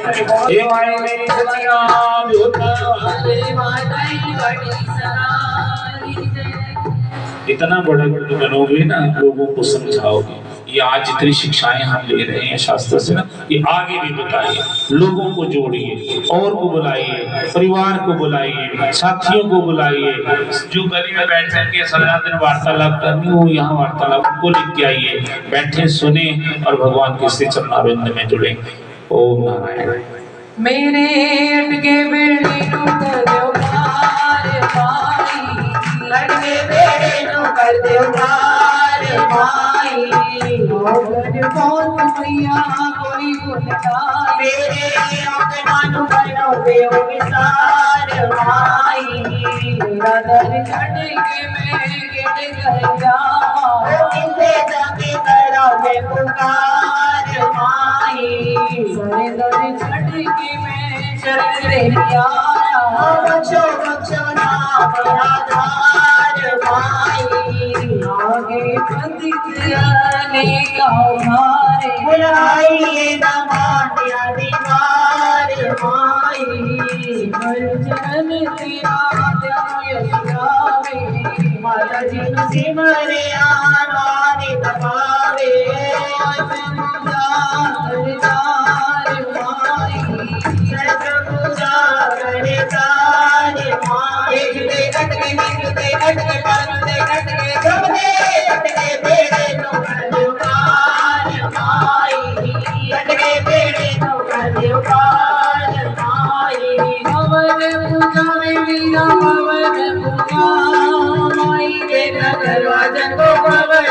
पूजा पवन पूजा मेरा पवन पूजा माई देला दरवाजन को पवन पूजा जब जब वे करे उम्र रे आगरा नौकड़िया दी छटी लगी है मोसे रे आना जाए मोसे रे आना जाए मेरी माई देला दरवाजन को पवन पूजा राधना में दिन को भूख प्यार सागर ढोल ना तारे गया तारे बिन दे तारे बिन दे मेरी माई तेरा दरवाजन को पवन पूजा बोल गोली माई जवाब मेरा दर्शन मां चल मान का आग तुम्हारी पैरों आन मना पैरों आन मला पैरों आन मला मेरी माई तेरा दरवाजन को पवन पूजा अपने मालिक कौन पहुंचे अपनी सावल सात सवारी गजानारी पहलड़ी बेटी बड़ा पहलड़ी बेट चढ़ा हो पहलड़ी बेट चढ़ा मेरी माई तेरा दरवाजन को पवन पूजा हाथ जोड़ में करो बेनती सुन लो सावल शिवर चरण कृष्णा में पाने की पहचान बाने की पहचान मेरी माई तेरा दरवाजन को पवन पूजा अब सौंप दिया इस जीवन का सब माल तुम्हारे हाथों में सबका तुम्हारे हाथों में जीत तुम्हारे हाथों में और हार तुम्हारे हाथों में और हार तुम्हारे हाथों में मेरा निश्चय है बस एक यही तुम्हारे तुम्हें पा जाऊं मैं हर मन कर दो दुनिया पर का सब प्यार तुम्हारे हाथों में सब प्यार तुम्हारे हाथों में जो जग मेरा हो मेरा हो जो जल में कमल का फूल रहे तेरे सब गुण दोष समर्पित होए मां तुम्हारे हाथों में मां तुम्हारे हाथों में यदि मनुष्य का मुझे जन्म मिले तो कब चरणों का पुजारी बनो इस पूजन की कर लगाओ तुम्हारे हाथों में तुम्हारे हाथों में जब जब संसार के दीवारों निष्काम भाव से कर्म करो निरंत सभी में प्राण निराकार तुम्हारे हाथों में साकार तुम्हारे हाथों में मुझ में बस वेद यही मैं करूं आप नारायण हो मैं हूँ संसार के हाथों में संसार तुम्हारे हाथों में संसार तुम्हारे हाथों में अब सौंप दिया इस जीवन का और तुम्हारे हाथों में सब तुम्हारे हाथों में मेरी सचिया जो काले माताई थोड़ी सराय जय हरि ओम नमो नारायण हरि ओम नमो नारायण हरि ओम नमो नारायण हरि ओम नमो नारायण हरि ओम नमो नारायण हरि ओम नमो नारायण हरि ओम नमो नारायण हे माई मेरी सचिया जोता वाले माताई काटी सदा गणपति महाराज की जय ओम जय गणपति।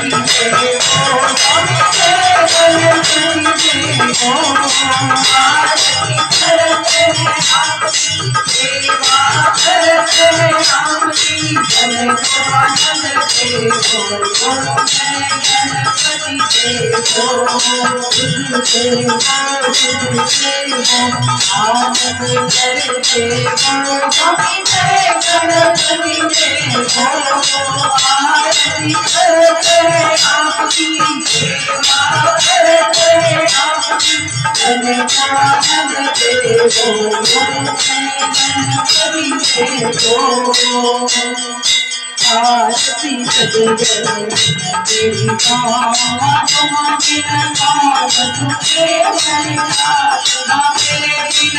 कौन सुने मेरे पास न तुझको आरती सजगल तेरी